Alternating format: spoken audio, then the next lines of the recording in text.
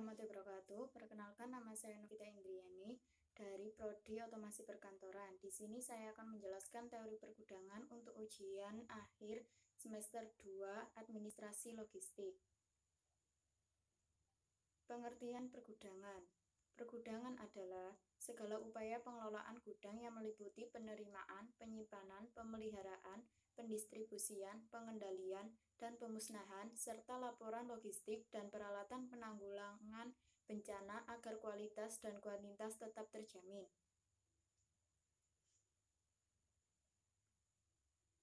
Manfaat pergudangan. Manfaat pergudangan ada 6, yaitu 1. Terjaganya kualitas dan kuantitas logistik dan peralatan. 2. Tertatanya logistik dan peralatan. 3. Peningkatan pelayanan pendistribusian. 4. Tersedianya data dan informasi yang lebih akurat, aktual, dan akuntabel. 5. Kemudahan akses dalam pengendalian dan pengawasan. 6. Tertib administrasi. Pengelolaan pergudangan ada 2, yaitu strategi dan kebijakan.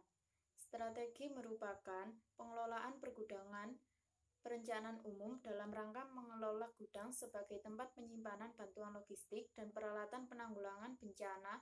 Strategi dalam pengelolaan gudang ini merupakan upaya penjamin jumlah, jenis dan mutu bantuan logistik dan peralatan penanggulangan bencana. Untuk kebijakan pengelolaan pergudangan merupakan pelaksanaan pengelolaan bantuan logistik dan peralatan yang meliputi A. Penerimaan bantuan logistik dan peralatan untuk persediaan penanggulangan bencana. B. Penyimpanan bantuan logistik dan peralatan penanggulangan bencana menjamin jumlah, jenis dan mutu balik dan peralatan. Mekanisme pergudangan. Mekanisme pergudangan yang pertama yaitu penerimaan. Penerimaan merupakan proses penyerahan dan penerimaan logistik dan peralatan di gudang. Dalam proses penyerahan dan penerimaan ini dilakukan pendataan jumlah dan mutu logistik dan peralatan harus sesuai dengan ketentuan yang berlaku atau layak untuk diberikan kepada korban bencana. Pencatatan administrasi sebagai dokumen yang dapat dipertanggungjawabkan oleh petugas yang bersangkutan. Yang kedua yaitu penyimpanan, merupakan proses kegiatan penyimpanan logistik dan peralatan gudang dengan cara menempatkan logistik dan peralatan yang diterima. A. Penempatan sesuai dengan denah. B. Aman dari pencurian. C. Aman dari gangguan fisik. D. Aman dari pencemaran secara kimiawi dan biologi yang dapat merusak kualitas dan kuantitas. E. Aman dari kebakaran. F. Penataan sesuai dengan standar pergudangan. Yang ketiga yaitu pemeliharaan. Pemeliharaan merupakan kegiatan perawatan logistik dan peralatan agar kondisi tetap terjamin dan siap pakai untuk dipergunakan dalam penanggulangan bencana secara efektif dan efisien dan akuntabel melalui prinsip 5R, ringkas, rapi, resik, rawat, rajin. Yang kedua, phase in, phase out atau FIFO yaitu logistik dan peralatan yang pertama masuk adalah yang pertama harus keluar. Yang ketiga, fixed expired date phase out atau FIFO, yaitu logistik dan peralatan yang pertama kedaluarsa harus yang pertama keluar untuk didistribusikan. Yang keempat, yaitu logistik dan peralatan disusun di atas palet secara rapi dan teratur sesuai dengan ketentuan. Yang keempat adalah pendistribusian. Pendistribusian merupakan proses kegiatan pengeluaran dan penyaluran logistik dan peralatan dari gudang untuk diserahkan kepada yang berhak melalui suatu proses serah terima yang dapat dipertanggungjawabkan, disertai dengan bukti serah terima. Yang kelima yaitu pengendalian, merupakan proses kegiatan pengawasan atas pergerakan masuk keluarnya logistik dan peralatan dari ke gudang agar persediaan dan penempatan dapat diketahui secara tepat, cepat, dan akurat, serta akuntabel. Pengendalian dilaksanakan dengan menggunakan formulir dalam lampiran. Yang keenam yaitu penghapusan. Penghapusan merupakan rangkaian kegiatan pemusnahan logistik dan peralatan dalam rangka pembebasan barang milik atau kekayaan negara dari tanggung jawab berdasarkan peraturan perundang-undang yang berlaku. Tujuan penghapusan yaitu 1. Penghapusan merupakan bentuk pertanggungjawaban administrasi petugas terhadap logistik dan peralatan yang dikelola. Yang kedua, menghindari pembiayaan. atau barang yang sudah tidak layak untuk dipelihara. Yang ketiga, menjaga keselamatan agar terhindar dari pencemaran lingkungan. Untuk dana gudang adalah untuk memudahkan dalam penerimaan, penyimpanan, penyusunan, pemeliharaan, pencarian, pendistribusian, dan pengawasan logistik dan peralatan. Maka diperlakukan pengaturan tata letak ruang gudang dengan baik. Faktor-faktor yang perlu dipertimbangkan dalam merancang tata letak gudang yaitu: 1. Untuk kemudahan bergerak. 2. Ditata berdasarkan sistem A arus garis lurus, B arus huruf U, C arus huruf L. Yang ketiga, pengaturan sirkulasi udara. Yang keempat, penggunaan rak dan palet yang tepat dapat meningkatkan sirkulasi udara, perlindungan terhadap banjir, serangan hama, kelembapan, dan efisien penanganan. Yang kelima, penyimpanan khusus seperti obat atau vaksin, bahan kimia, dan lain-lain.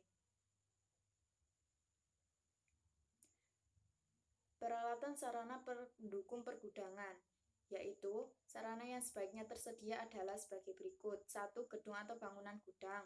2. Pembangkit listrik atau lainnya. 3. Alat angkutan atau transportasi berupa kendaraan roda 2, roda 4, forklift, dan lainnya. Yang keempat, alat dokumentasi administrasi seperti komputer dan printer, brankas, lemari, arsip, atau lainnya. Yang kelima, alat komunikasi, contohnya telepon, faksimiler, dan lainnya. Yang keenam, alat pengatur suhu, contohnya termometer, Eckhouse fan. Yang ketujuh, sarana administrasi logistik dan peralatan. Spesifikasi gudang di pusat, provinsi, dan kabupaten atau kota, yaitu pembangunannya disesuaikan dengan volume yang akan ditampung dan kondisi daerah masing-masing. Namun demikian, secara umum dapat dibuat acuan spesifikasi seperti terlampir.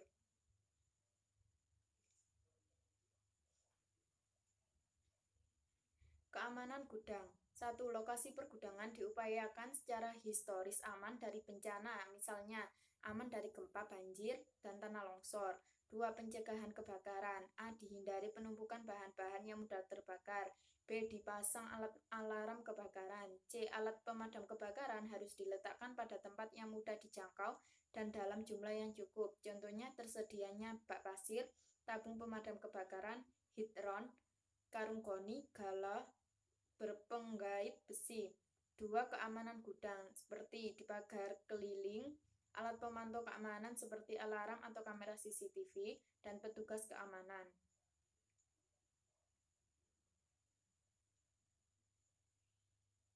Sistem informasi pergudangan. Sistem informasi pergudangan yaitu rangkaian kegiatan penata laksanaan pergerakan logistik dan peralatan secara tertib tentang penerimaan, pendistribusian, ketersediaan, pengendalian, penggunaan, penghapusan, dan pelaporan logistik dan peralatan yang dikelola di gudang yang akan menjadi informasi bagi pejabat, pembuat keputusan atau kebijakan.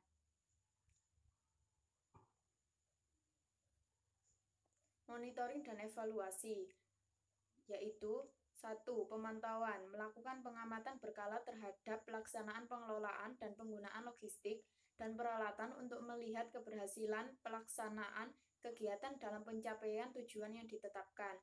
2. Supervisi, yaitu melakukan pengamatan sekaligus bimbingan untuk perbaikan serta peningkatan pelaksanaan pengelolaan logistik dan peralatan, yaitu serangkaian prosedur untuk menilai suatu program kegiatan untuk memperoleh informasi tentang keberhasilan pencapaian tujuan, aktivitas, hasil, dan dampak serta biayanya yang dilakukan dengan membandingkan antara kenyataan dengan standar atau yang diharapkan.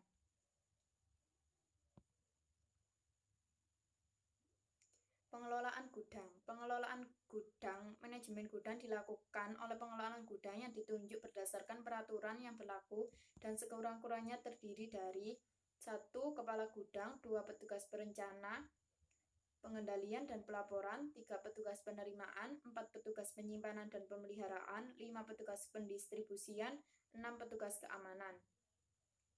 Jurnal. Kata kunci jurnal saya yaitu periodic review, maximum inventory, warehouse layout, warehouse management system.